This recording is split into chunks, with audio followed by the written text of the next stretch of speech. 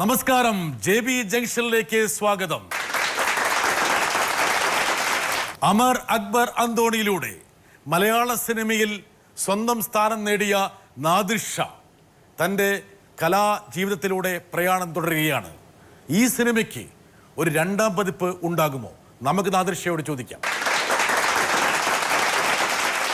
Parody രംഗത്ത് എനിക്കൊന്നും അതുവരെ പാരഡി ഒന്നും അത്രത്തോളം ഒന്നും പ്രസക്തമായിരുന്നില്ല. പാരഡി രംഗത്തേക്കുള്ള നാദിർ ഷായുടെ വരവ്. നാദിർ ഷാ നേരത്തെ പറഞ്ഞു, ഈ പറഞ്ഞ നേരാവണ്ണം പാടി മുന്നോട്ട് പോയിരുന്നെങ്കിൽ ഒരുപക്ഷെ നാദിർ ഷാ എന്നുള്ള ഗായകനെ ആരും അല്ലെങ്കിൽ കലാകാരനെ ആരും കാണില്ലായിരുന്നു. അതെ അതെ, നാദിർ ഷായുടെ പാരഡികൾ ഇഷ്ടപ്പെടുന്ന ഒരുപാട് ആൾക്കാരുണ്ട്. ഒരാളെ ഞാൻ കാണിക്കാം, അതിനുശേഷം ഒരു പാരഡിയിലേക്ക് നമ്മൾ പോകുന്നതാണ്. ഒരു നല്ല കലാകാരൻ, നല്ലൊരു സുഹൃത്ത്, നല്ലൊരു ഹ്യൂമൻ ബീയിങ്, അതിനേക്കാളൊക്കെ ഉപരി എൻ്റെ ഒരു ജ്യേഷ്ഠ സഹോദരനാണ് നാദിർ ഷാ.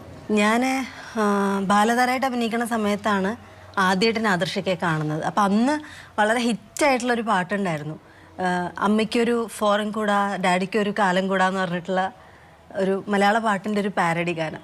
എനിക്കൊക്കെ ബൈഹാർട്ടായിരുന്നു. എനിക്ക് മാത്രമല്ല, എൻ്റെ ക്ലാസ്സിൽ പഠിക്കുന്ന എല്ലാ കുട്ടികൾക്കും ബൈഹാർട്ടായിരുന്നു അന്ന് ആ പാട്ട്. അപ്പോൾ നാദിർ ഷായെ ഞാൻ ഫസ്റ്റിൽ അവർ മാനത്തെ കൊട്ടാരം എന്ന് പറയുന്ന പടത്തിൻ്റെ ലൊക്കേഷൻ ഞാൻ ബോബനും മോളിയിൽ മോളിയായിട്ട് അഭിനയിച്ചുകൊണ്ടിരിക്കണം. ആ സമയത്താണ് ആദ്യമായിട്ട് കണ്ടിട്ട് ഞാൻ ഓടിപ്പോയിട്ട് ഈ പാട്ടാണ് ഞാൻ പറഞ്ഞത്. എനിക്ക് ഭയങ്കര ഇഷ്ടമാണ് ഈ പാട്ട് എന്നുള്ളത്. അമ്മയ്ക്കൊരു ഫോറും കൂടെ പാടാനാണോ?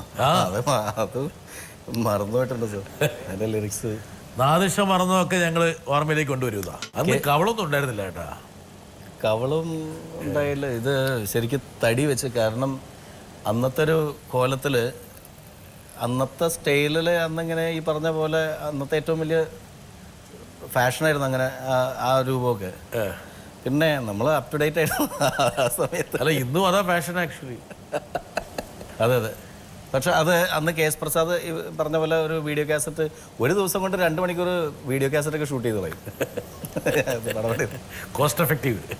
അല്ല, ആ കാസറ്റുകളാണ് ഞാൻ പറഞ്ഞില്ലേ ഒരുപാട് പേരെ രക്ഷപ്പെടുത്തിയിട്ടുണ്ട്. ഒരു ചിത്രത്തിലൂടെ വേണമെങ്കിൽ നാദിർ ഷായുടെ ലൈഫ് ആൻഡ് കോറിയോഗ്രാഫി. ആ കണ്ണ്. ആ ഇത് ആരാണ്? ഞാൻ തന്നെ. അത് ആ ഇതാണ് അമർ അക്ബർ അന്തോണി. അമർ അക്ബർ അന്തോണിയും ഒപ്പം ധാപ്പനും ഞങ്ങളുടെ പടത്തിലെ വില്ലൻ, കളമശ്ശേരിയിലുള്ള ഷഫീഖ് എന്നുള്ള. നാദിർ ഷാ, നിത്യജീവിതത്തിലെ എല്ലാ ഹ്യൂമറുകളും താങ്കളിലേക്ക് കടത്തിവിട്ടു. ഒരുപക്ഷെ താങ്കൾ അനുഭവിച്ച അല്ലെങ്കിൽ താങ്കൾ ആസ്വദിച്ച ഒരുപാട് ജീവിത മുഹൂർത്തങ്ങൾ താങ്കൾ ഈ സിനിമയിലേക്ക് ചേർത്തു. ഈ സിനിമയിൽ നമ്മൾ സാധാരണ ഈ എഴുതിയ രണ്ട് വിപിൻ്റെയും വിഷ്ണുവിൻ്റെയും എൻ്റെയും നമ്മുടെ സുഹൃത്തുക്കളുടെയൊക്കെ ജീവിതത്തിലുണ്ടായിട്ടുള്ള തമാശകൾ തന്നെയുള്ളൂ ഈ സിനിമയിൽ. പുറത്തുനിന്നൊന്നും കടമെടുത്തിട്ടില്ല. വേണമെങ്കിൽ നാദിർ ഷായുടെ തന്നെ വേണമെങ്കിൽ ഒരു ഓട്ടോബയോഗ്രഫിക്കലാണെന്ന് വേണം പറയാം. പലപ്പോഴും പല രംഗങ്ങളും തമാശകള്, വളയ്ക്കല്, ഇതൊക്കെ അതിലേക്കുള്ള ഇതെല്ലാം ലേഡീസിനെ അതെല്ലാം ഒരു മുഖത്തൊരു നാണം വിരിച്ചിരിക്കുന്നത്. ഇല്ല സാറേ, ഞാൻ ആ വളക്കേണ്ട പ്രായത്തിലൊക്കെ കഷ്ടപ്പാടായിരുന്നു, അതുകൊണ്ട് വളക്കാൻ പറ്റിയില്ല. പിന്നീടുള്ള കാലത്ത് കോമൺ സെറ്റ്, പിന്നീടുള്ള കാലത്ത് അത് പെണ്ണ് കിട്ടിപ്പോയി, പിന്നെ കടിഞ്ഞാണിടും അതിൻ്റെ പേരിൽ. ദിലീപ് എൻ്റെ ചെവിയിൽ മാത്രം പറഞ്ഞ ചില കാര്യങ്ങളുണ്ട്, അതൊന്നും ഞാനിപ്പോൾ പറയുന്നില്ല. വേറെ ആരെങ്കിലും കുറിച്ചായിരിക്കും. 17 വർഷം മുമ്പ് ഷാഹിനെ കിട്ടിയപ്പോൾ അല്ലേ? 17 അല്ലേ? 98 കറക്റ്റ്. 17 വർഷം. കണ്ട, നാദിർ ഷാ മറന്നു പോയിരിക്കണം. പക്ഷേ ഞാൻ ആ ഡേറ്റ് മറന്നിട്ടില്ല. ഞാൻ എൻ്റെ കല്യാണത്തിൻ്റെ ഡേറ്റ് മറന്നു പോയിട്ട് ഞാൻ കല്യാണത്തിൻ്റെ ഒന്ന് പ്രോഗ്രാം പിടിച്ച ആളാണ്. ശരിക്കും കാര്യമായിട്ട് പറഞ്ഞാൽ ഒരു ഏപ്രിൽ 12-ാം തീയതി ആയിരുന്നു എൻ്റെ കല്യാണം, 98. അന്ന് നമ്മൾ സ്റ്റേജ് ഷോസൊക്കെ പിടിച്ചുകൊണ്ടിരിക്കുന്നതാണ്. അപ്പം ആരും വന്ന് പ്രോഗ്രാം ബുക്ക് ചെയ്തപ്പോൾ ഞാൻ ഷോയ്ക്ക് 12-ാം തീയതി ഈസ്റ്ററും കൂടിയാണ് അന്ന്. ഞാൻ പറഞ്ഞു ഏറ്റു 12-ാം തീയതി സൺഡേ ആണ്. ഞാൻ പറഞ്ഞാൽ 12-ാം തീയതി അപ്പം നമ്മുടെ എനിക്ക് തോന്നുന്ന ISROയുടെ പ്രോഗ്രാമാണ് ട്രിവാൻഡ്രം. ഡേറ്റൊക്കെ കൊടുത്തു, അവരുടെ അടുത്ത് എഗ്രിമെൻറ്റ് സൈൻ ചെയ്തു. അപ്പം 12-ാം തീയതി. പക്ഷേ എനിക്കൊരു സംശയം, എന്തോ ഒരു കാര്യം ഞാൻ ഏറ്റിട്ടുണ്ട് ഏപ്രിൽ 12-ാം തീയതി. അതെന്താണെന്ന് മാത്രം ഞാൻ എൻ്റെ അനിയനെ വിളിച്ചിട്ട് ചോദിച്ചു, എടാ ഏപ്രിൽ 12-ാം തീയതി. അപ്പോൾ അവനും ചില പ്രോഗ്രാം എടുക്കാറുണ്ട് എനിക്ക് വേണ്ടിയിട്ട്, ഷോ എടുക്കും. നമ്മൾ ഏപ്രിൽ 12-ാം തീയതി നമ്മളെവിടെയെങ്കിലും പ്രോഗ്രാം കൊടുത്തിട്ടുണ്ടോ? അപ്പോൾ ഏപ്രിൽ 12 ആ കേക്ക് എന്താ തമാശ? ഞാൻ പറഞ്ഞു, അല്ല നീ പ്രോഗ്രാം കൊടുത്തിട്ടുണ്ടെങ്കിൽ അത് പറ, ഞാനിവിടെ എഗ്രിമെൻറ്റ് സൈൻ ചെയ്ത് അതുകൊണ്ടാണ് പറഞ്ഞത്. എന്നെ കളിയാക്കേണ്ട തമാശയുടെ കാര്യമായിട്ടാണ്. ഞാൻ പറഞ്ഞ കാര്യമായിട്ടാണ്. ഏപ്രിൽ 12-ാം തീയതി നമ്മളിവിടെ പരിപാടി കൊടുത്തിന്. കേക്കടെ കല്യാണമല്ലേ 12-ാം തീയതി. ഞാൻ ഒരു സെക്കൻഡ് അവരുടെ അടുത്ത് എൻ്റെ ഒരാൾ മാത്രം, കാരണം സൈൻ ചെയ്ത് പോയി, അവർ ഫിക്സ് ചെയ്ത്. ഒരാൾ സാർ ഒരു സെക്കൻഡ് ഒന്ന് പുറത്തേക്ക് വരുമെന്ന് ചോദിച്ചു. അപ്പോൾ സെക്രട്ടറിയാണ്. ഞാൻ പറഞ്ഞു സാർ ഒരു കുഴപ്പമുണ്ട്. എന്ത് കുഴപ്പം? ഞാൻ പറയും ഏപ്രിൽ ഒന്നും പറയാൻ പറ്റില്ല, ഏപ്രിൽ 12 എന്ന് പറയും. നമ്മൾ ഒന്നുമില്ല, നിങ്ങൾ അല്ല സാർ എനിക്ക് ഒരു കല്യാണമൊക്കെ ഉണ്ടെങ്കിൽ വേറെ ആരെങ്കിലും പോയിക്കോളൂ. ഞാൻ പറഞ്ഞു അല്ല, ഈ കല്യാണത്തിന് ഞാൻ തന്നെ പോയാൽ പറ്റുള്ളൂ. അല്ല എന്തുപറ്റി? ഞാൻ പറഞ്ഞു എൻ്റെ കല്യാണം കാര്യം കിട്ടോ. ഞാൻ പറഞ്ഞ കാര്യം കിട്ടും. താന്താ മറന്നുപോയി? ഞാൻ പറഞ്ഞാൽ മറന്നുപോയി. കുഴപ്പമില്ല, ഞാൻ മാനേജ് ചെയ്തോളാം ബാ എന്നുകൊണ്ട് അദ്ദേഹം അവരുടെ അടുത്ത് പറഞ്ഞ് അതെ നമുക്ക് ഡേറ്റ് മാറ്റണം, അല്ല നമുക്ക് അതൊന്നുമല്ല, അതൊക്കെ ഞാൻ പറഞ്ഞോളാം എന്ന് പറഞ്ഞിട്ട് അദ്ദേഹത്തിൻ്റെ ഒരു സന്മനസ്സുകൊണ്ട്. നാദിർഷയുടെ ഭാര്യയെ കല്യാണം കഴിഞ്ഞൊരു 1-2 മാസം കഴിഞ്ഞിട്ട് നാദിർഷയുടെ ഭാര്യ അവരുടെ ഒരു സുഹൃത്തിൻ്റെ അടുത്ത് പറഞ്ഞൊരു കാര്യം അവരെൻ്റെ അടുത്ത് പറഞ്ഞു. എന്താണത്? അതായത് ഇയാൾ ഇങ്ങനെ കല്യാണം കഴിച്ചപ്പോൾ എന്നോട് പറഞ്ഞു സിനിമാക്കാരനാണ്, ഞാൻ സിനിമാക്കാരാണ്, ഭയങ്കര തിരക്കൊക്കെ ആയിരിക്കും. അതെ, നിന്ന് തിരിയാൻ നേരം ഉണ്ടാവില്ല. ഇത് ഞാൻ ശരിക്കും പറഞ്ഞതല്ലേ, എൻ്റെ കൂട്ടുകാർ പറഞ്ഞുണ്ടാക്കിയ ജോർജ് ഉണ്ട്, അവനാണ് ഈ കഥകൾ ഉണ്ടാക്കുന്നതിലും എടുക്കാൻ. അയാളെല്ലാം പറഞ്ഞാരാന്നറിയോ? സാക്ഷാൽ നാദിർഷയുടെ സുഹൃത്ത്. നാദിർഷ കല്യാണം കഴിക്കുന്നതിന് പെണ്ണ് കാണാൻ പോയ സമയത്ത് നാദിർഷയുടെ ചില രീതികൾ വലിയ ഗൗരവത്തിലൊക്കെ ഇരുന്നിട്ട് ഞാനൊരു കലാകാരനാണ്, കാരണം ഇവരെ രണ്ടുപേരെയും ഒറ്റയ്ക്ക് സംസാരിക്കാൻ വിട്ടു. അപ്പം ഉണ്ടായ സംഭവമാണെന്നാണ് പറഞ്ഞത്. ഞാനൊരു കലാകാരനാണ്, കല്യാണം കഴിഞ്ഞ് കഴിയുമ്പോൾ അതൊക്കെ പൊരുത്തപ്പെടും, കാരണം കലയാണ് ഞാൻ ആദ്യം സ്നേഹിക്കുന്നത്, സിനിമയാണ് എൻ്റെ എല്ലാം. ഞാൻ സിനിമയാണ് ആഗ്രഹിക്കുന്നത്. അപ്പോൾ മാനത്തെ കൊട്ടാരം കഴിഞ്ഞു. അപ്പോൾ അത് ചെറിയ മറ്റുള്ള പടങ്ങൾ, ന്യൂസ് പേപ്പർ, ഇങ്ങനെ ഓരോരോ പടങ്ങൾ നാശം ചെയ്യുന്നുണ്ട്. അപ്പോൾ അത് കഴിഞ്ഞിട്ട് പറഞ്ഞ് ചിലപ്പോൾ കല്യാണം കഴിഞ്ഞാൽ ചിലപ്പോൾ എന്നെ ഒരാഴ്ച കണ്ടില്ല എന്ന് വരാം, ചിലപ്പോൾ 1 മാസം കണ്ടില്ല എന്ന് വരാം, ചിലപ്പോൾ 6 മാസം കണ്ടില്ലെന്ന് വരാം, ചിലപ്പോൾ 5 വർഷത്തേക്ക് കണ്ടില്ല എന്ന് വരാം. കല്യാണം കഴിഞ്ഞു. അപ്പോൾ ഷാഹിന പറഞ്ഞു ഇല്ല കുഴപ്പമില്ല, എനിക്ക് മനസ്സിലാവും, കലാകാരന്മാരുടെ അവസ്ഥ എനിക്ക് മനസ്സിലാവും, അപ്പം അതുകൊണ്ട് കുഴപ്പമില്ല എന്ന് പറഞ്ഞു. അങ്ങനെ ഷാഹിന സമ്മതിച്ചു നാദിർഷനെ കല്യാണം കഴിക്കാൻ. നാദിർഷയും സമ്മതിച്ചു. അങ്ങനെ കല്യാണം നടന്നു. കല്യാണം നടന്ന് ഒരാഴ്ച കഴിഞ്ഞിട്ടും നാദിർഷ വീട്ടിൽ തന്നെയുണ്ട്. അപ്പോൾ ചിലപ്പോൾ കല്യാണം പ്രമാണിച്ചായിരിക്കും നാദിർഷയും പോകാത്തതെന്ന് വിചാരിച്ചു. 1 മാസം കഴിഞ്ഞ് നോക്കിയപ്പോഴും നാദിർഷ വീട്ടിൽ തന്നെയുണ്ട്. അത് 6 മാസം നോക്കിയപ്പോഴും നാദിർഷ വീട്ടിൽ തന്നെയുണ്ട്.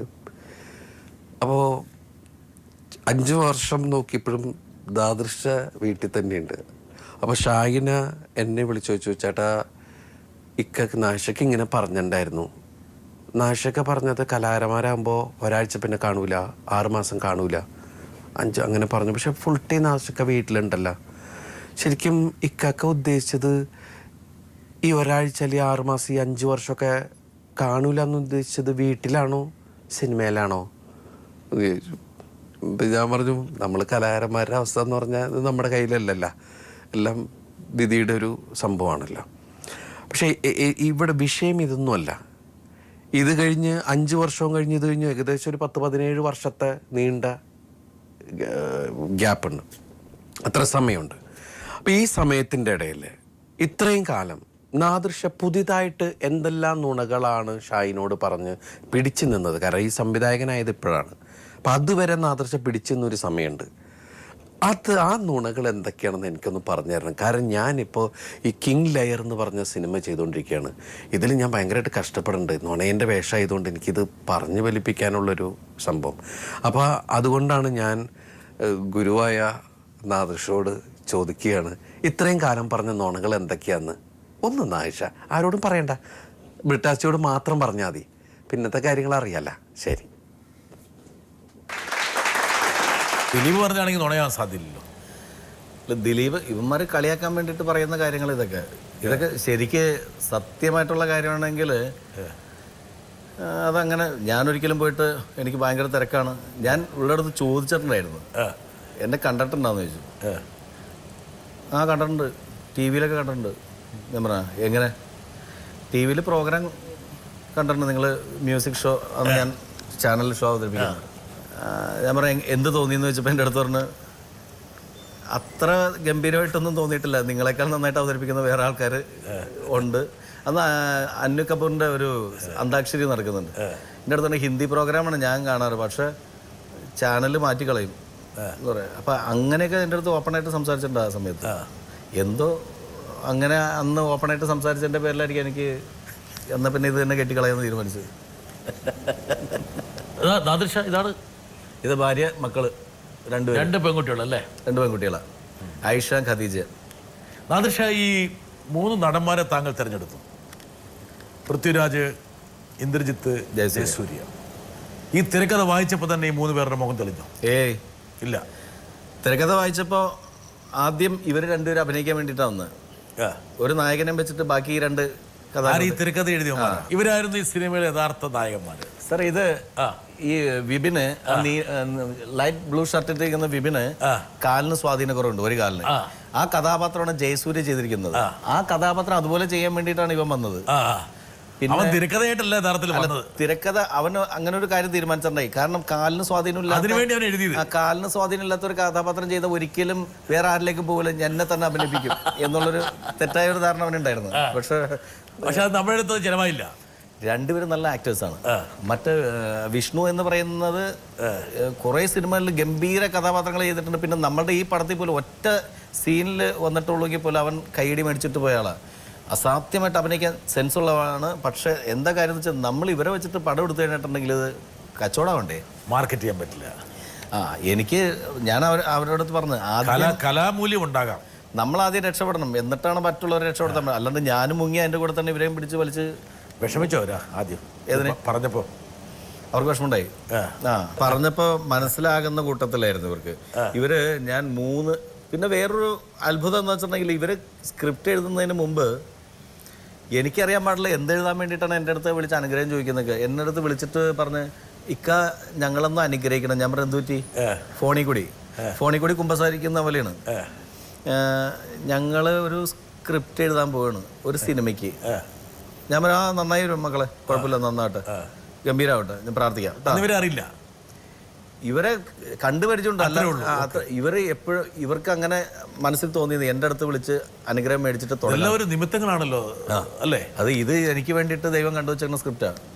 അപ്പൊ ഈ പറഞ്ഞ ഇന്ദ്രജിത്ത്, പൃഥ്വിരാജ്, ജയസൂര്യ ഇവരെങ്ങനെ ഈ ഒരു കൊളാബറേഷൻ വേണമെന്ന് ഇത് നമുക്ക് ആഗ്രഹിക്കാം.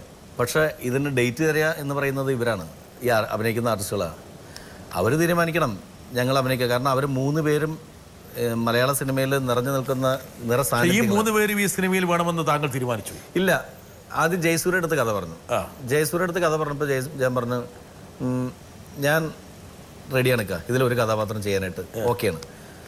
കാരണം 3 പേർക്ക് ഈക്വൽ ആയിട്ടുള്ള വേഷം വരുമ്പോൾ ചിലപ്പോൾ മടി കാണിക്കും. ഇക്ക എനിക്ക് ഈ സബ്ജക്റ്റ് ഇഷ്ടമായി, ഞാൻ ഇതിലൊരു വേഷം ചെയ്തോളാം എന്ന് പറഞ്ഞു. പിന്നെ നമ്മുടെ പ്രൊഡ്യൂസർ അപ്പോൾ പൃഥ്വിരാജായിട്ട് എനിക്ക് അത്ര വലിയ കമ്പനിയൊന്നുമില്ല. രാജുവായിട്ട് എവിടെയെങ്കിലും ഇപ്പോൾ അമ്മയുടെ ഷോയ്ക്കൊക്കെ കാണുമ്പോൾ ഞാൻ ഹായ് ഇങ്ങനെ വിഷ് ചെയ്യും, അത്രേ ഉള്ളൂ. അതിനപ്പുറത്ത് ഇന്ദ്രജിത്തായിട്ട് കുറച്ചും കൂടി സംസാരിക്കാറുണ്ട് വല്ലപ്പോഴൊക്കെ എവിടെയെങ്കിലും കാണും. അപ്പം രാജുവിൻ്റെ അടുത്തേക്കുള്ളൊരു ദൂരം എന്ന് പറയുന്നത് നമ്മുടെ പ്രൊഡ്യൂസർ ആൽവിൻ ആൻ്റണി ചേട്ടനായിരുന്നു. ഇപ്പം ചെന്നിട്ട് രാജുവിനെ പുള്ളി അവകാശപ്പെടുന്നുണ്ട്, എടുത്തുകൊണ്ട് നടന്ന് ഒക്കത്ത് വെച്ച് എൻ്റെ തഴമ്പ് ഇപ്പോഴും ഉണ്ട് എന്നൊക്കെ. ഇടയ്ക്ക് ഇങ്ങനെ പൊക്കി കാണിക്കാറൊക്കെ ഉണ്ട്. എന്തോ പണ്ട് എവിടെയോ എനിക്ക് വേണം ചട്ടം പഠിപ്പിച്ച് വെച്ചാണ് അത് ഇന്ദ്രജിത്തിനെയും പൃഥ്വിരാജിനെ എടുത്തുകൊണ്ട് നടന്നാന്ന് പറഞ്ഞിട്ട് കാണിച്ചു ഇടയ്ക്ക് തരും. അല്ല ഒരാളെ ഇവിടെ ഒരാൾ ഇപ്പുറത്തും അല്ലേ? അല്ല രണ്ടുപേരും ഒരാളെ കഴിഞ്ഞ ശേഷമാണ് മറ്റാള്. അതൊക്കെ കാണിച്ചു തരാറുണ്ട്.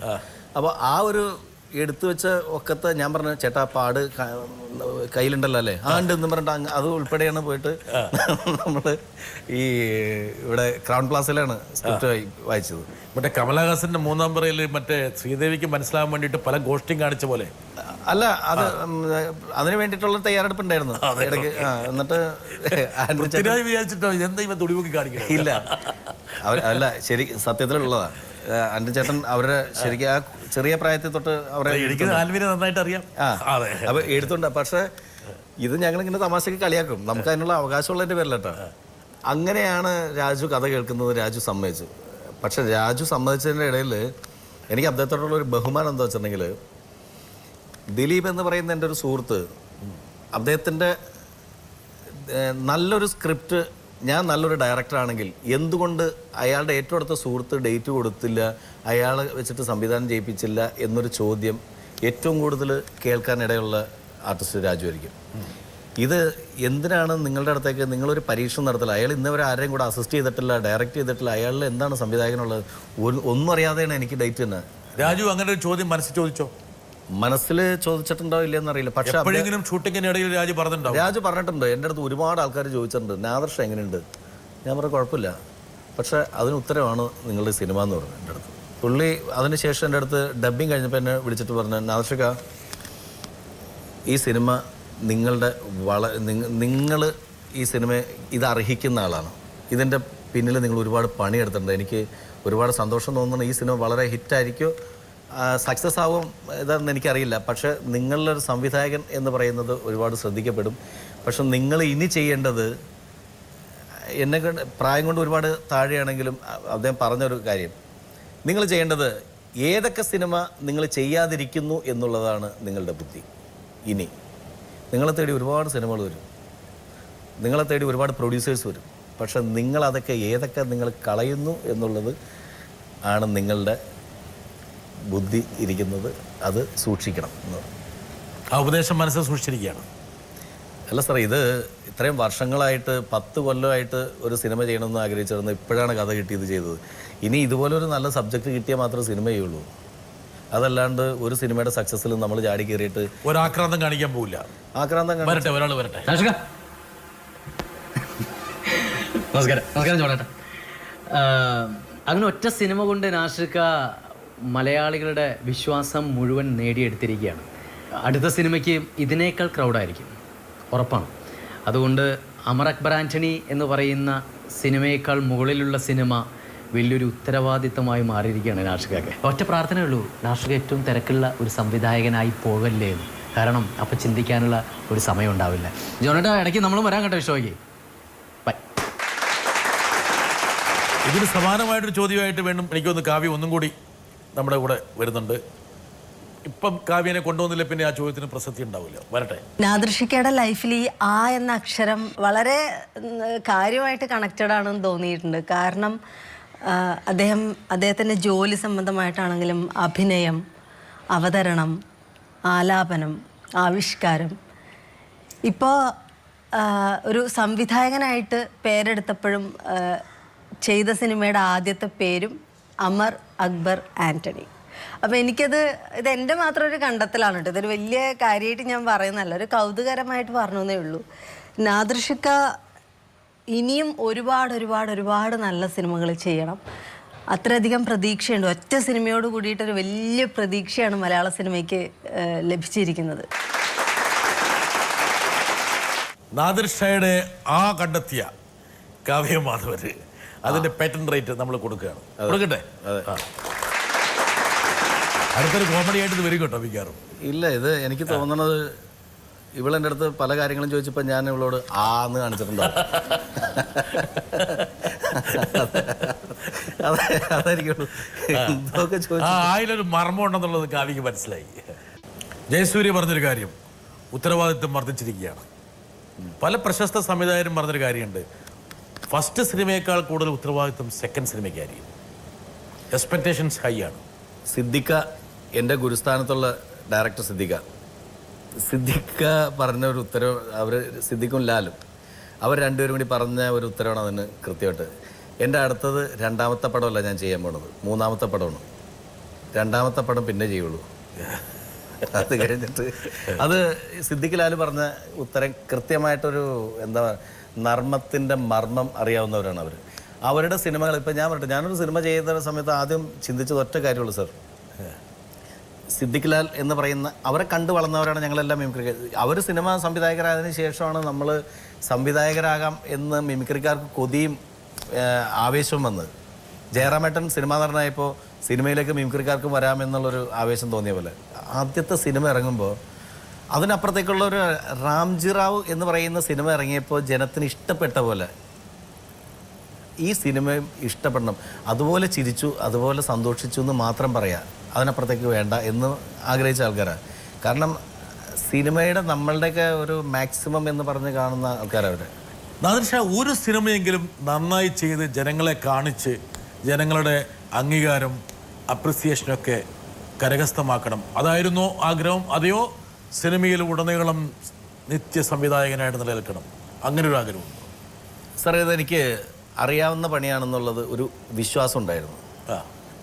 അഹങ്കാരമല്ല, കോൺഫിഡൻസ് മാത്രമേ ഉള്ളൂ. അത് എൻ്റെ ഈ പടത്തിൽ നമ്മൾ പറയുന്നുണ്ട്, അതെ എൻ്റെ കോൺഫിഡൻസ് അല്ല അഹങ്കാരമാണെന്നൊരു കഥാപാത്രം പറയുന്നുണ്ട്. അതുപോലെ ഇതെൻ്റെ അഹങ്കാരമല്ല, കോൺഫിഡൻസ് ആണ്. എനിക്ക് നല്ല സിനിമകൾ ചെയ്യാൻ പറ്റും.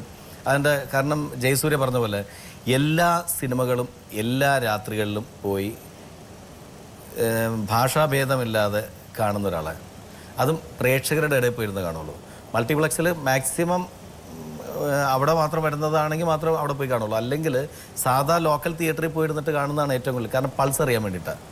എവിടെ ജനം കൂവും എവിടെ കൈയടിക്കും എന്ന് കൃത്യമായിട്ട് ഓഡിയൻസിൻ്റെ ഇടയിൽ നിന്ന് സിനിമ കണ്ട് അവരുടെ പൾസ് അറിഞ്ഞിട്ട് മാത്രം അവരാണ് സിനിമ ചെയ്യാനായിട്ട്. ഈ സിനിമ ചെയ്തപ്പോൾ എൻ്റെ എന്താ പറയുക, എൻ്റെ വഴികാട്ടികൾ അവരായിരുന്നു. വളരെ വേണ്ടപ്പെട്ട ഒരാളാണ് നാദിർ ഷായ്ക്ക്. രണ്ടുപേർക്കും പരസ്പരം അങ്ങോട്ടും ഇങ്ങോട്ടും വേണ്ടപ്പെട്ട ആൾ. വർഷങ്ങൾക്ക് മുമ്പ് പറവൂരിലെ പ്രാന്തപ്രദേശങ്ങളിലും പ്രാന്തില്ലാത്ത പ്രദേശങ്ങളിലും ഈ ഉത്സവ സീസണൊക്കെ ആകുമ്പോൾ ഞങ്ങൾ വാടക സൈക്കിൾ എടുത്തിട്ട് പരിപാടികൾക്ക് കാണാൻ പോകും. അന്നൊരു ദിവസം ഞങ്ങൾ കൂനമാവ് സാക്സ് ഓർക്കസ്ട്രയുടെ ഗാനമേള കാണാൻ പോയപ്പോൾ അവിടെ തമിഴ് പാട്ടുകാരനായ ഒരു യുവാവ്, ഒരു കൗമാര പ്രായക്കാരൻ അവിടെ തമിഴ് പാട്ട് പാടി അടിച്ചു പൊളിക്കുകയാണ്. വന്തേണ്ട പാൽക്കാര വാറ്റപ്പെട്ടി ആടപ്പോടാന്നൊക്കെ പറഞ്ഞ രജനീകാന്തിൻ്റെ ഒരു പടത്തിൽ. പിന്നീട് വർഷങ്ങൾ കഴിഞ്ഞപ്പോൾ ഈ മിമിക്രിക്കാരനായ ശ്രീ ഏലൂർ നാദിർ ഷാ, അങ്ങനെയാണ് നാദിർ ഷാ അക്കാലത്ത് അറിയപ്പെട്ടിരുന്നത്. എല്ലാത്തിലും വിജയം കൈവരിച്ച് ഇപ്പോൾ അദ്ദേഹം സിനിമ സംവിധായകനായും തൻ്റെ വിജയത്തിൻ്റെ വെന്നിക്കൊടി ഒന്നുകൂടി നാട്ടിയിരിക്കുകയാണ്. ഈ ചിത്രം തുടങ്ങുന്ന സമയത്ത് എഴുതി കാണിക്കുന്നുണ്ട് ഇങ്ങനെ, നന്ദി ദിലീപ്, സിദ്ദിഖ് ലാൽ, സലിംകുമാർ എന്ന് പറഞ്ഞ് എഴുതി കാണിക്കുന്നുണ്ട്. അപ്പോൾ എന്നോട് പലരും ചോദിച്ചു എന്തിനാണ് ഇങ്ങനെ എഴുതി കാണിക്കുന്നതെന്ന്. അപ്പോൾ ഞാൻ പറഞ്ഞു, ഒരുപക്ഷെ ഞാൻ ഈ പടത്തിൽ അഭിനയിക്കാത്തതിൻ്റെ പേരിലായിരിക്കാം നന്ദി, ഇയാൾ അഭിനയിക്കാത്തതിന് വലിയ നന്ദിയുണ്ടെന്ന് പേരിലായിരിക്കാം എഴുതി കാണിക്കണമെന്നാണ് ഞാൻ പലരും പിടിച്ച് സമാധാനിപ്പിച്ചിരിക്കുന്നത്. അപ്പോൾ എന്താണെന്നത് നാദിർ ഷായോട് ചോദിച്ചാൽ മാത്രമേ അറിയാൻ പറ്റത്തുള്ളൂ. എന്തായാലും നാദിർ ഷാ വലിയ നന്ദിയുടെ. സലിംകുമാർ എൻ്റെ ഏറ്റവും അടുത്ത സുഹൃത്തുക്കളിൽ ഒരാളാണ്. എൻ്റെ മനസ്സറിയാവുന്ന, പരസ്പരം അങ്ങോട്ടും ഇങ്ങോട്ടും അറിയാവുന്ന നല്ല ഫ്രണ്ടാണ്. ഇവനായിരുന്നു പടത്തിൻ്റെ ക്ലാപ്പ്. ഞാൻ ആദ്യമായിട്ടൊരു സിനിമ ചെയ്തപ്പോൾ ആ സിനിമയുടെ ക്ലാപ്പ് സലീമായിരുന്നു. സ്വിച്ച് ഓൺ എൻ്റെ ഉമ്മയായിരുന്നു. അപ്പം ഇതൊരു ആർഭാടമായിട്ടൊരു വലിയൊരു ചടങ്ങൊന്നും നടത്തിയില്ല. സാധാരണ ഒരു പടത്തിൻ്റെ പൂജ, സ്വിച്ച് ഓൺ എന്നൊക്കെ പറഞ്ഞാൽ ആദ്യമായിട്ടൊരാൾ സംവിധാനം ചെയ്യുമ്പോൾ അതിന് വേണമെങ്കിൽ ആർഭാടമാക്കാം. ഞാൻ നോക്കിയപ്പോൾ അങ്ങനെയൊന്നുമില്ല. സലീമിനെ വിളിച്ചിട്ടുണ്ടായിരുന്നു. സലീം വന്നു കഴിഞ്ഞപ്പോൾ ഞാൻ നോക്കിയപ്പോൾ അവിടെ ഉള്ളതിൽ നമുക്ക് നമ്മുടെ സുഹൃത്തുക്കളിൽ ഗസ്റ്റ് എന്ന് പറഞ്ഞിട്ട് ഇവനെ ഗസ്റ്റായിട്ടല്ല കരുതുന്നത്, വീട്ടുകാരനായിട്ട് തന്നെ. സലീമിനെ കൊണ്ട് ക്ലാപ്പ് അടിപ്പിച്ചു. അങ്ങനെ പടം തുടങ്ങി. പിന്നെ ആ ഒരു ഇതിൻ്റെ പേരിലാണ് സലീംകുമാറിന് താങ്ക്സ് കാർഡ് ഇട്ടേക്കുന്നത്. പിന്നെ അത് മാത്രമല്ല, സലീം അഭിനയിക്കാത്തതിൻ്റെ പേരിലല്ല, സലീം അഭിനയിക്കാത്തതിലാണ് എനിക്ക് ഏറ്റവും കൂടുതൽ വിഷമമുള്ളത്. ഇതിനകത്ത് സലീമിൻ്റെ ഈ ഇപ്പോഴത്തെ ഒരു ശാരീരികാവസ്ഥയും രൂപത്തിന് പറ്റിയ കഥാപാത്രങ്ങൾ ഈ സിനിമയിൽ നമുക്ക് അത്രയും കണ്ടിന്യൂസ് ആയിട്ടുള്ള ഒരു ദിവസങ്ങളിൽ സലീമിന് പറ്റിയൊരു ശക്തമായിട്ടുള്ള വേഷമില്ല. പിന്നെ ഉള്ളത് ഒരു സീനിൽ 2 സീനിലൊക്കെ വന്നു പോകണം. അത് എൻ്റെ ഇത്രയും കഴിവുള്ളൊരു വിലയും നിലയുള്ള ഞാൻ മനസ്സിൽ സൂക്ഷിക്കുന്ന ഒരു പ്രിയപ്പെട്ട സുഹൃത്തിനെ കൊണ്ടുവന്നിട്ട് എൻ്റെ സിനിമ നന്നാക്കാൻ വേണ്ടിയിട്ട് ഒരു സീനിൽ അഭിനയിപ്പിക്കാൻ വേണ്ടിയിട്ട് എനിക്ക് ബുദ്ധിമുട്ടുണ്ട്. സലിംകുമാർ കൺവിൻസ്ഡായോ? ബോധ്യപ്പെട്ടിരിക്കണം. പക്ഷെ ഒരു കാര്യം അദ്ദേഹം പറയുന്നുണ്ട്, ബോധ്യപ്പെട്ടു, പക്ഷെ അടുത്ത സിനിമയിൽ ഈ നന്ദിയൊന്നും എനിക്ക് വേണ്ട, റോള് തന്നെ വേണമെന്ന് പറഞ്ഞിരിക്കുന്നത്. ഇതിൻ്റെ തമിഴ് ചെയ്യാനുള്ള പരിപാടിയുണ്ട്, അമർ അക്ബർ അന്തോണിയുടെ. അതിൽ എന്താണെങ്കിലും എനിക്ക് സലീമിന് ആവശ്യമാണ്. കാരണം എനിക്ക് ഇതിനകത്ത് സലീം വരാത്തതിൻ്റെ വിഷമം എനിക്ക് ഭയങ്കരമായിട്ട് മനസ്സിലുള്ളതാണ്. തമിഴിൽ എനിക്ക് സലീമിന് ആവശ്യമുണ്ട്. നാദിർ ഷാ എന്നുള്ള പഴയ ഗായകനെ മറക്കാത്ത ഒരുപാട് ആൾക്കാരുണ്ട്. അതിലൊരാളെ ഞാനിപ്പം കൊണ്ടുവരാം. നാദിർ ഷായ്ക്ക് അറിയാവുന്ന ഒരാളാണ്. നാദിർ ഷാ എന്ന വ്യക്തി എൻ്റെ ജീവിതത്തിലേക്ക് കടന്നു വരുന്നത് ഏതാണ്ട് 3-ാം ക്ലാസ്സിലോ 4-ാം ക്ലാസ്സിലോ പഠിക്കുമ്പോഴാണ്. ഏലൂർ ഈസ്റ്റേൺ UP സ്കൂളിൽ ഞങ്ങൾ ഗാനമേളയ്ക്ക് വരുമ്പോൾ അന്ന് എൻ്റെ സുഹൃത്തായ ശ്രീ പട്ടണം റഷീദ് എന്നെ പരിചയപ്പെടുത്തുകയായിരുന്നു ഈ കൊച്ചുകുട്ടിയെ. അങ്ങനെ അന്ന് അവിടെ നിന്ന് ഞാൻ ഈ ആളെ കൂട്ടിക്കൊണ്ട് എൻ്റെ ഈ സമിതിയിലേക്ക് വരികയായിരുന്നു. 10 വയസ്സുള്ള ഈ കുട്ടിയെ വിശ്വസിച്ചുകൊണ്ട് തന്നെ അന്ന് അതേ പ്രായത്തിലുള്ള ഒത്തിരി കുട്ടികളെ കൂട്ടിച്ചേർത്ത് അവരുടെ ഒരു ഗ്രൂപ്പ് ഉണ്ടാക്കി ആ ഗ്രൂപ്പിൻ്റെ പ്രോഗ്രാം കേരളം മുഴുവൻ ഒത്തിരി അവതരിപ്പിച്ചു. ഞാൻ നാദർഷയ്ക്ക് ഗുരുസ്ഥാനീയനാണെങ്കിൽ പോലും എന്നെ സ്നേഹത്തോടെ ചേട്ടാ എന്ന് വിളിക്കാനുള്ള എല്ലാ സ്വാതന്ത്ര്യമുള്ള വ്യക്തിയാണ് നാദർഷ. നാദർഷയെ 3ാം ക്ലാസ്സിൽ കണ്ടെത്തിയിരിക്കുന്നത് രാജേട്ടൻ, അതായത് ഫാക്ട് ഈസ്റ്റേൺ UP സ്കൂളിൽ ഞാൻ പഠിക്കുന്ന സമയത്ത് അന്ന് ഓർക്കസ്ട്രയ്ക്ക് വന്നിരുന്നതാണ് രാജേട്ടൻ. അന്ന് ആ സമയത്ത് സ്കൂളിൽ എന്ത് ചെണ്ടപ്പുറത്ത് പോലെ വീഴുന്ന സ്ഥലത്തൊക്കെ എൻ്റെ പാട്ട് ഉള്ള ഇതാണ്. ഫാക്ട് ഈസ്റ്റേൺ UP സ്കൂളിൽ ഞാൻ പഠിച്ചില്ലായിരുന്നെങ്കിൽ, കാരണം ഫാക്റ്റിൽ എനിക്ക് എൻ്റെ വാപ്പാക്ക് കാർബണാണ്ടത്തിലാണെങ്കിലും ഫാക്റ്റിൽ എനിക്ക് ആ സ്കൂളിൽ അഡ്മിഷൻ കിട്ടിയത് എൻ്റെ ഉമ്മയുടെ വാപ്പ കാരണമാണ്. എൻ്റെ ഉമ്മയുടെ വാപ്പ അവിടുത്തെ ഏറ്റവും അറിയപ്പെടുന്ന പഞ്ചായത്ത് മെമ്പറായിരുന്നു സഖാവ് PA സുലൈമാൻ എന്ന് പറയുന്ന എല്ലാവരും അറിയപ്പെടുന്ന വ്യക്തിയാണ്. അപ്പോൾ ഉമ്മയുടെ വാപ്പ അവിടെ ഫാക്ടറിയിൽ എൻ്റെ പേരിൽ ആ കെയർ ഓഫിലാണ് എനിക്ക് കിട്ടിയത്. ഞാൻ അവിടെ വീട്ടിൽ നിന്നാണ് വളർന്നത്. അപ്പോൾ എൻ്റെ അമ്മമാരുടെ കൂടെയും അവരൊക്കെ കൂടിയാണ് എന്നെ പാട്ടുകാരനാക്കിയത്. അപ്പോൾ എൻ്റെ വീട്ടിൽ ഉള്ള എന്ന് വെച്ചിട്ടുണ്ടെങ്കിൽ ഒരാൾ ഹാർമോണിയം, ഒരാൾ തബല ഒക്കെ വെച്ചിട്ട് വീട്ടിൽ വൈകുന്നേരങ്ങളിലുള്ള സദസ്സിൽ അമ്മമാരൊക്കെ പാടുമായിരുന്നു. അപ്പോൾ അതിൻ്റെ കൂടെ പാടിയിട്ടാണ് നമ്മളെ പാട്ടുകാരനുണ്ടായത്. അതല്ലായിരുന്നെങ്കിൽ ഒരിക്കലും ഒരു പാട്ടുകാരുണ്ടാവും. ആ പാട്ട് സ്കൂളിൽ പാടും. ഈ റേഡിയോ ഒന്നും അല്ലെങ്കിൽ റേഡിയോയിൽ കേട്ടല്ലെങ്കിൽ ടേപ്പർ കാർഡില്ലല്ലോ പഠിക്കാനായിട്ട്. അപ്പോൾ എൻ്റെ അമ്മമാർ പാട്ട് പഠിക്കും. അവർ ഏതെങ്കിലുമൊക്കെ എവിടെയെങ്കിലുമൊക്കെ റേഡിയോയിലൊക്കെ കേട്ട് പഠിച്ചിട്ട് അവർ പാട്ട് പ്രാക്ടീസ് ചെയ്യുമ്പോൾ ഇത് രഹസ്യമായിട്ട് കേട്ടിരുന്നിട്ട് ഞാൻ ഒന്നും അറിയാത്ത മണ്ണിൽ അതിലൊക്കെ നടന്നിട്ട് അവർ സ്കൂളിൽ പാടുന്നതിന് മുമ്പ് ഞാൻ ആ പാട്ട് അവിടെ പാടിയിരിക്കും. അങ്ങനെ ഒരുപാട് അമ്മമാരൊക്കെ ഒരു അങ്ങനെ അന്ന് ആദ്യകാലത്ത് എന്താണ് നാദൃശന് ഏലൂർ നാദൃശ എന്ന് അറിയപ്പെട്ടിരുന്നു. അത് കാസറ്റ് സാറ് എന്താ വെച്ചിട്ടുണ്ടെങ്കിൽ അറിയപ്പെടണ്ടേ, അത് ഏലൂരുള്ള സലികുമാർ പറഞ്ഞപ്പോഴാണ് എനിക്ക് ഏലൂർ നാദർഷ എന്നൊക്കെയാണ് ആദ്യത്തെ കാസറ്റിൽ ഉണ്ടായിരുന്നത്. ആ പരസ്യമൊന്നും എടുത്ത് കളയരുത് കേട്ടോ, അതൊക്കെ ഇടയ്ക്ക് ആൽബത്തിൽ വെക്കണോ? അതൊക്കെ ഇല്ല, ആ കാസറ്റൊന്നും കിട്ടാനില്ല. ഞാൻ അഭിനയിച്ച സിനിമകൾ TV വരുമ്പോൾ എൻ്റെ വൈഫ് പോയി മക്കൾ കാണാതെ ഓഫ് ചെയ്യുമ്പോൾ ഞാൻ പലപ്പോഴും ഇതൊക്കെ മാറ്റി വെച്ചിട്ടുണ്ട്. കാരണം ഇപ്പോൾ ഉള്ള വാപ്പാനോടുള്ള റെസ്പെക്ട് കളയേണ്ടതല്ല എന്ന് പറഞ്ഞുകൊണ്ട് ഓഫ് ചെയ്ത് കളയും. അപ്പം അത്രയും നല്ല അഭിനയമായിരുന്നു എനിക്ക്. നാദർഷ അമർ അക്ബർ അന്തോണിയിൽ സംഗീത സംവിധാനം നിർവഹിച്ചു. എനിക്ക് തോന്നുന്നൊരു പാട്ടും രചിച്ചു. ഹിറ്റ് പാട്ടായി. വേണമേ കാണിച്ചാൽ അതിൻ്റെ ധൈര്യത്തെക്കുറിച്ച് ഇവരോട് ഞാൻ ചോദിക്കും. സംഗീത സംവിധാനം, പാട്ടെഴുത്ത്, സംവിധാനം, ഒന്ന് ആലോചിച്ചോ. ഇത് ഞാൻ കൈവെക്കണോ? അതേ ഞാൻ കൈവെക്കണം, എൻ്റെ ഒരു സ്റ്റാമ്പ് വേണം. ഇതിലെ പാട്ടുകൾ, ഈ സിനിമയിലെ പാട്ടുകൾ ചെയ്യാൻ വേണ്ടിയിട്ടുള്ള അത്യാവശ്യം സെൻസ് എന്ന് പറയുന്നത് ഇത്തരത്തിലുള്ള ഒരു ജഗമുഖ പാട്ടുകളാണ് ഈ സിനിമയ്ക്ക് ആവശ്യം. അതെനിക്കുണ്ടെന്ന് അറിയായിരുന്നു. അങ്ങനെയല്ല, അതിന് വേണ്ടിയിട്ടൊരു മ്യൂസിക് റഫായിട്ട് നമ്മൾ ചെയ്തു. ഇത്തരത്തിലുള്ള പാട്ടുകൾ വേണം എൻ്റെ സിനിമയിൽ. ആദ്യം ഇതിന് വേറെ മ്യൂസിക് ഡയറക്ടറെയാണ് ഫിക്സ് ചെയ്തിരുന്നത്. അദ്ദേഹത്തിന് അഡ്വാൻസും കൊടുത്തു. സിനിമ നീണ്ടു പോയി വന്നതുകൂടി അദ്ദേഹത്തിന് കറക്റ്റ് അമേരിക്ക പോകേണ്ട സമയത്താണ് എൻ്റെ പടത്തിൻ്റെ ഷൂട്ടിംഗ് തുടങ്ങിയത്. അപ്പോൾ അദ്ദേഹത്തെയും കുറ്റം പറയുന്നില്ല. കാരണം വെച്ചിട്ടുണ്ടെങ്കിൽ നമ്മളുടെ സിനിമ ജനുവരി തുടങ്ങുമെന്ന് പറഞ്ഞുകൊണ്ടിരിക്കുമ്പോൾ ആ ടൈമിൽ മ്യൂസിക് ചെയ്ത് കിട്ടുമെന്നുള്ളതാണ്. പിന്നീട് സിനിമ നീണ്ട് ഇവരുടെ 3 ആർട്ടിസ്റ്റുകളുടെ ഡേറ്റ് നമുക്ക് കിട്ടി. സിനിമ മെയിലാണ് തുടങ്ങിയത്. ആ സമയത്ത് മ്യൂസിക് ഡയറക്ടറായിട്ട് നമ്മൾ ഫിക്സ് ചെയ്തിരുന്നത് ദീപക് ദേവിനായിരുന്നു. ദീപക് ദേവ് സിദ്ദിഖ് ലാൽ ഷോയ്ക്ക് വേണ്ടിയിട്ട് അമേരിക്ക പോയി. അങ്ങനെ വന്നപ്പോൾ പെട്ടെന്ന് കയറിയിട്ട് ഒരു മ്യൂസിക് ഡയറക്ടർ അടുത്ത് നിന്നിട്ട് എൻ്റെ പടത്തിന് 2-3 പാട്ട് എഴുതി തരണം എന്ന് പറഞ്ഞിട്ട് അവർക്ക് നമ്മൾ വേറൊരാളെ തീരുമാനിച്ചിരുന്നല്ലേ. അപ്പം ഞാൻ പറഞ്ഞു ഇങ്ങനത്തെ പാട്ടുകളാണ് നമുക്ക് വേണ്ടതെന്ന് പറഞ്ഞിട്ട് ഒരു റൂട്ട് ഇട്ട് വെച്ചിട്ടുണ്ടായിരുന്നു റെഫറൻസ് കൊടുക്കാൻ വേണ്ടി. അപ്പോൾ ഇത് കേട്ടപ്പോൾ പ്രൊഡ്യൂസേഴ്സും പറഞ്ഞ് നമ്മുടെ കൂടെ ആർട്ടിസ്റ്റുകളും പറഞ്ഞ് ഡാർഷക്ക ഈ പാട്ടിൻ്റെ റെഫറൻസ് ഇത് തന്നെ മതി പടത്തിൽ, ഇത് ഹിറ്റാകും, ഈ പാട്ടുകൾ ഈ ട്യൂണും ഇത് മതി, അതിന് വേണ്ടിയിട്ട് ഇനി വേറെ ആളെ തപ്പണ്ടെന്ന് പറഞ്ഞു. അങ്ങനെ മ്യൂസിക് ഡയറക്ടർ ഒരു വൈക്ലബ്യം ഉണ്ടായില്ല. ഇല്ല, ധൈര്യമായിട്ട് ചെയ്തു. പിന്നെ മറ്റൊരു സന്തോഷം ജോണേട്ടാ, നാഷിക അമർ അക്ബർ ആന്റണി എന്ന് പറയുന്ന സിനിമ സെക്കൻഡ് പാർട്ട് ആലോചിക്കുകയാണ്. ഞങ്ങൾ 3 പേരും കൂടി പട്ടായിക്ക് പോകുന്നതായിട്ടാണ് കഥ. നാഷിക എന്തിനു വേണ്ടിയിട്ടാണ് നിങ്ങൾ 2 മാസം അതിനു മുമ്പ് പോയിരുന്നത്? സ്ക്രിപ്റ്റിന് അവിടെ പോയിരുന്നിരുന്നു, ഇവിടെ സ്ഥലമില്ലേ? കുടുംബം കലക്കാൻ വേണ്ടിയുള്ള പരിപാടി. ഇവൻ പണ്ട് കാസറ്റിൽ ദേമാവേലി കൊമ്പത്തിൽ ചാൻസ് ചോദിച്ചു നടന്നിട്ടുണ്ട്. അന്ന് കൊടുത്തില്ല. അന്ന് കൊടുക്കാത്തതിന്റെ ദേഷ്യം വാശിയാണ് ഇപ്പൊ തീർത്തത്. യഥാർത്ഥത്തിൽ പട്ടായ പോയോ? പട്ടായ പോയി, ഷൂട്ട് ചെയ്യാൻ വേണ്ടി പോയി. ഈ പടം തുടങ്ങിയത് ഫസ്റ്റ് ഷോട്ട് നമ്മൾ പട്ടായെന്ന് സ്റ്റാർട്ട് ചെയ്തത്. അവിടെ ഒരു ഏത് ഷോട്ട്? അങ്ങനെ ഒരു ഷോട്ടൊന്നും ആരും കണ്ടിട്ടില്ലല്ലോ പടത്തില്. ഇവര് പട്ടായെന്ന് വരുന്ന അത് CG ചെയ്താണ്. അതിന്റെ നമുക്ക് ബാക്കി പ്ലേറ്റ്സ് എടുക്കുക എന്ന് പറയുന്ന പരിപാടിയില്ലേ, അതിന് ആ എയർപോർട്ടും കാര്യങ്ങളൊക്കെ നമ്മൾ അവിടെ പോയിട്ട് ഷൂട്ട് ചെയ്തത്. പക്ഷെ 2-3 മാസം അവിടെ താമസിക്കേണ്ട കാര്യം എന്തായിരുന്നു? 2-3 മാസമോ?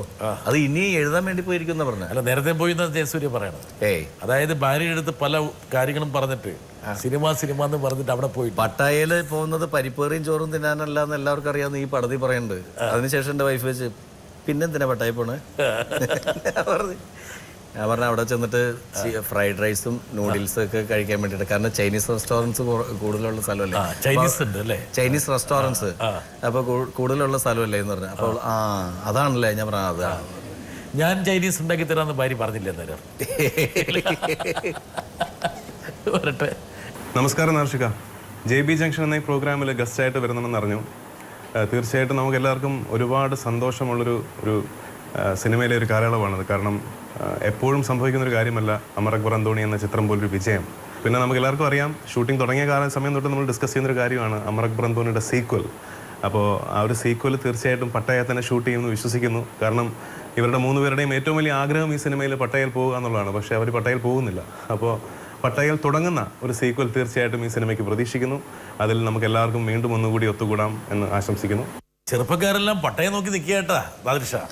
ഇനി ഒരു കുഴപ്പമെന്ന് വെച്ചിട്ടുണ്ടെങ്കിൽ തായ്ലൻഡ് പട്ടായയിലൊക്കെ പ്രോഗ്രാമിന് വിളിച്ചാൽ തന്നെ വീട്ടുകാർ കൂടി പറയും ഞങ്ങൾ കൂടി വരണ്ടെന്ന് പറയും. അതാണ് അവസ്ഥ. കാരണം ഈ സിനിമ അത്രയും ചെറുപ്പക്കാരുടെ ഇടയിൽ പട്ടായ എന്ന് പറയുന്ന കാര്യത്തിന് ഫാമിലിയുടെ ഇടയിൽ ഒരു ചർച്ച ഉണ്ടാക്കി വെച്ചിട്ടുണ്ട്. പട്ടായയിൽ അങ്ങനെ ഞങ്ങൾ മാന്യന്മാർക്ക് പോലും പട്ടായ പോകാൻ പറ്റാത്തൊരവസ്ഥയാക്കി. സാറിനാണ് ഉദ്ദേശിച്ചത് അല്ലെങ്കിൽ എന്നെയാണ് സാറിനോട് ഉദ്ദേശിച്ചത്? ശരിക്കും പറഞ്ഞാൽ ഇവര് ഇപ്പൊ ഇങ്ങനെ പറയുമ്പോഴാണ് നമ്മൾ ആലോചിക്കുന്നത്. ഇതിന്റെ 2ാം ഭാഗവും കാര്യങ്ങളും ഒക്കെ നമുക്ക് വേണമെങ്കിൽ ആലോചിക്കാം. പക്ഷെ അതിന് കൃത്യമായിട്ടുള്ളൊരു നല്ല സ്ക്രിപ്റ്റും കാര്യങ്ങളും നല്ലൊരു റൂട്ട് കിട്ടുകയാണെങ്കിൽ തീർച്ചയായിട്ടും ഒരു വിജയ് സിനിമയുടെ അല്ലെ ഏതൊക്കെയാലും ഒരു ബേസിസ് ഉണ്ട്. അതെ, മാത്രമല്ല ഈ 3 ആൾക്കാർ തമ്മിലുള്ള വൈബ് ഒരു പക്ഷേ വളരെ പ്രകടമായിരുന്നു. ഇവര് 3 പേരും തമ്മിലുള്ള റിയൽ ലൈഫിലെ ഫ്രണ്ട്ഷിപ്പ് ഈ സിനിമയ്ക്ക് ഒരുപാട് ഗുണം ചെയ്താണ്. അത് പക്ഷേ എൻ്റെ ചോദ്യം ഇങ്ങനെ വന്ന് തുളുമ്പി വന്നിട്ട് വീണ്ടും ഇങ്ങനെ പോയി. നാദിർഷയുടെ അടുത്ത സുഹൃത്താണ് ദിലീപ്, സോൾമേറ്റ് എന്ന് വേണേൽ പറയാൻ വേണ്ടി. അതെ. എന്താ ദിലീപ് ഈ സിനിമയിൽ അഭിനയിക്കായിരുന്നു?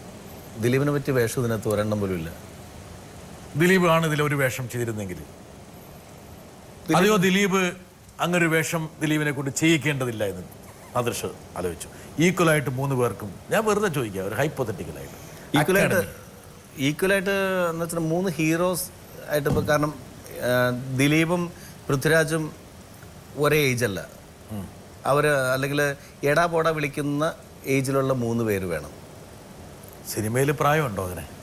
സിനിമയിൽ പ്രായമില്ലെങ്കിലും നാട്ടുകാർ ദിലീപിനെ കണ്ടു കഴിഞ്ഞാൽ ഇപ്പം നാദിർഷയുടെ അതേ പ്രായമല്ലേ എപ്പോഴും തോന്നിക്കുള്ളൂ. എൻ്റെ പ്രായമല്ലേ എന്ന് വെച്ചിട്ടുണ്ടെങ്കിൽ ഞങ്ങൾ രണ്ടുപേരും ഒരേ പ്രായമല്ലേ. എൻ്റെയും ദിലീപിൻ്റെ 26 വയസ്സെന്നുള്ളത് നാട്ടുകാർക്ക് മുഴുവൻ അറിയാവുന്നതാണ്. അത് സാറായിട്ട് ഇനി കുറക്കാൻ നോക്കിയാലും സമ്മതിക്കുമല്ലോ. ഞാൻ ചോദ്യം പിൻവലിക്കടാ. ഒരു ചോദ്യം പിൻവലിക്കണ്ട. ഒന്ന് പല്ല് കടിച്ചോ കല്ല് കടിച്ചോ? ഇല്ല സർ, ഇല്ല. ശരി, അവിടെ നിൽക്കട്ടെ ആ ചോദ്യം. ഒരു 10-28 വർഷത്തെ ബന്ധമുണ്ട് ഞങ്ങൾ തമ്മിൽ നേരിട്ട് പരിചയപ്പെട്ടത്.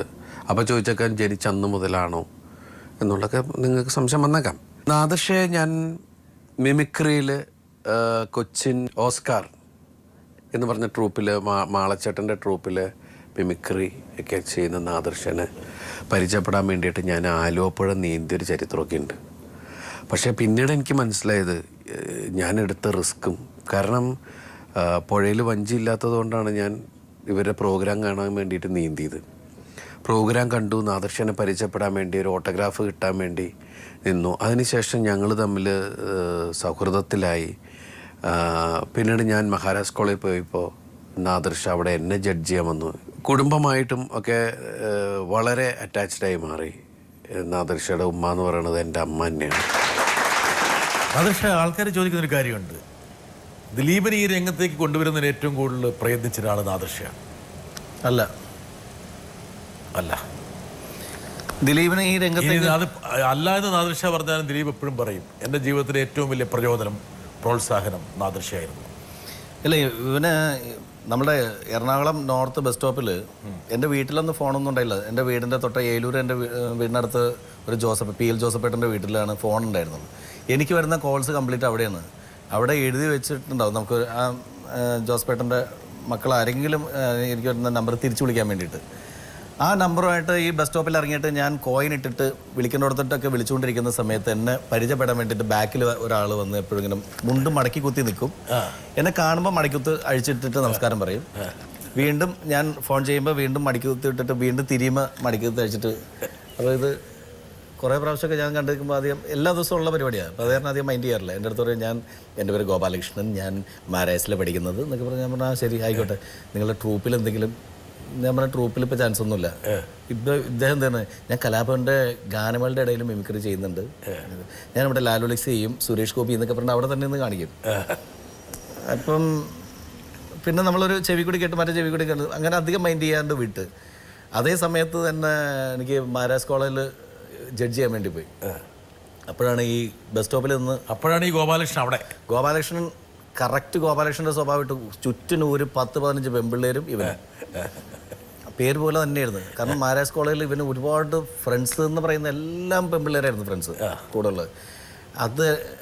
അതിൻ്റെ ഇടയിൽ നിന്ന് ഈ ഗോപാലകൃഷ്ണൻ കയറി മിമിക്രി ചെയ്ത് ഭയങ്കര കയ്യടിയും ബഹളവും. അങ്ങനെ കണ്ടപ്പോൾ ഞാൻ ഇയാൾ കൊള്ളാലോ, ഇയാൾ സ്റ്റേജിൽ ഗംഭീരമായിട്ട് ചെയ്യുന്നു. അന്നത്തെ യൂണിവേഴ്സിറ്റി വിന്നറൊക്കെ മത്സരിക്കുന്നുണ്ടായിരുന്നു. അവരൊക്കെ കടത്തി വെട്ടിയിട്ട് ഈ ഗോപാലകൃഷ്ണന് ഫസ്റ്റ് പ്രൈസ് കിട്ടി. അത് കഴിയുമ്പോൾ ഞാൻ പറഞ്ഞു, ഒന്ന് ഈ റിമി ടോമിക്ക് കുറിപ്പ് കൊടുത്തോട്ട് പോലെ ദിലീപിന് ഒരു കുറിപ്പ് കൊടുത്തോട്ട് ഒന്ന് ഇത് ഈ ജഡ്ജ്മെൻറ്റ് കഴിയുമ്പോൾ എന്നെ ഗോപാലകൃഷ്ണനാണ് ദിലീപ്. അതെ, ഓക്കെ, വന്നൊന്ന് കാണണം. അങ്ങനെ ഗോപാലകൃഷ്ണൻ വന്ന് കണ്ടു. പിറ്റേ ദിവസം ഞങ്ങൾ രണ്ടുപേരോട് ഈ നേരത്തെ രാജൻ ആൻ്റണി ചേട്ടനെ കണ്ടില്ലേ, രാജൻ ആൻ്റണി ചേട്ടൻ്റെ കൂനമാവ് സാക്സ് ഓർക്കസ്ട്രയിലാണ്. അന്ന് അവിടെ ആ ഓർക്കസ്ട്രയിൽ മിമിക്രി കാണിക്കാൻ വേണ്ടിയിട്ട് ഞങ്ങൾ 3 പേര്, ഗോകുൽ മേനോ, ഞാൻ, ദിലീപ്, ഞങ്ങൾ 3 പേര് കൂടി 2 മണിക്ക് പരസ്പരം കണ്ടുമുട്ടി. 5 മണിക്ക് സ്റ്റേജിൽ ഷോ, 1.5 മണിക്കൂർ സ്റ്റേജിൽ ഷോ ചെയ്തു കോമ്പിനേഷനായിട്ട്. എന്തായിരുന്നു മിമിക്രി നമ്പർ? മിമിക്രി എന്തൊക്കെ അന്ന് നീ അത് പറ ഞാനിത് പറയാമെന്ന് പറഞ്ഞിട്ട് അങ്ങോട്ടും ഇങ്ങോട്ടൊക്കെ എന്തൊക്കെ പറഞ്ഞ സ്കിറ്റുകളാണ്. പക്ഷേ ഇന്നൊക്കെ ഇപ്പം നമ്മളൊരു ഷോയ്ക്ക് പോകണമെങ്കിൽ എത്ര ദിവസം റിഹേഴ്സൽ എടുത്തിട്ടാണ് പ്രിപ്പറേഷൻസ്. റിഹേഴ്സൽ എത്രയോ ദിവസങ്ങൾ റിഹേഴ്സൽ എടുത്താൽ പോലും നമ്മൾ മറന്നു പോകും സ്റ്റേജിൽ ചെല്ലുമ്പോൾ. ആ ഒരു ഓർമ്മയ്ക്ക് ഒരു നമ്പർ അങ്ങോട്ട് കാച്ചി. നമ്മൾ സ്റ്റേജ് ചെയ്യുമ്പോൾ ഒരാൾ മൃദംഗം വായിച്ചു കഴിഞ്ഞാൽ മറ്റാൾ ഇങ്ങനെ വായിച്ചു തരും. അപ്പോൾ നമുക്കൊരു സാവകാശം കിട്ടും, ബ്രീത്ത് എടുക്കാനുള്ളൊരു. ഇതിപ്പോൾ അതൊന്നുമില്ല, 2 പേരും കൂടി ഒരുമിച്ച് വരനോടത്ത് വെച്ച് കടന്നു പറഞ്ഞ് നോക്കിയാൽ. നാദിർഷ, ഞങ്ങൾക്കെല്ലാം അഭിമാനമുണ്ട്, സന്തോഷമുണ്ട്. നാദിർഷയുടെ കന്നി സംവിധാനം വൻ വിജയമായി. ജനങ്ങൾ നാദിർഷയെ നെഞ്ചിലേറ്റി. 2 വ്യാഴവട്ടക്കാലത്തെ അധ്വാനം സഫലമാകുന്നൊരു മുഹൂർത്തമാണ്. ഇനിയും ഒരുപാട് ഉത്തരവാദിത്തങ്ങൾ നാദിർഷയുടെ തോളിൽ വരികയാണ്. ഒരുപക്ഷെ ഉത്തരവാദിത്തം വർദ്ധിച്ചുകൊണ്ടിരിക്കുകയാണ്. ഇനി നാദിർഷയെ കാണുന്ന വേറൊരു ലെവലിലായിരിക്കും. പക്ഷേ ആ ലെവലിൻ്റെ കൂടെ ഉള്ള ഒരുപാട് ഉത്തരവാദിത്തങ്ങളുണ്ട് എന്നുള്ള കാര്യം മനസ്സിലാക്കുക. നമുക്ക് ഒരുപാട് കാര്യം സംസാരിക്കാനുണ്ട്. നാദിർഷയുടെ ഒരുപാട് സിനിമകളിലേക്കൊക്കെ ഊടിയിടാനുള്ള സാഹചര്യമുണ്ടായിരുന്നു. പക്ഷേ ഏതൊരു ഷോയ്ക്കും ഉള്ള പോലെ ഒരു പരിമിതിയിലുണ്ട്. നമുക്ക് ഈ ഷോ വൈൻഡപ്പ് ചെയ്യേണ്ട സമയമായിരിക്കുന്നു. 2 വരി അടിപൊളി പാട്ട് നാദിർഷ പാടിക്കൊണ്ട് ഈ ഒരു ജംഗ്ഷൻ ഇവിടെ. ഇതിൻ്റെ ഫൈനൽ സോങ് ആയിട്ട് പാടുന്നത് അമർ അക്ബർ അന്തോണിനെ ഞാൻ സംഗീതം ചെയ്ത. ഇതിൽ പാടിയിരിക്കുന്നത് വിജയ് യേശുദാസും അഫ്സലും എൻ്റെ അനിയൻ സമതും ചേർന്ന് പാടിയാണ് ഈ പാട്ട്. മലയാളം, ഹിന്ദി, തമിഴ്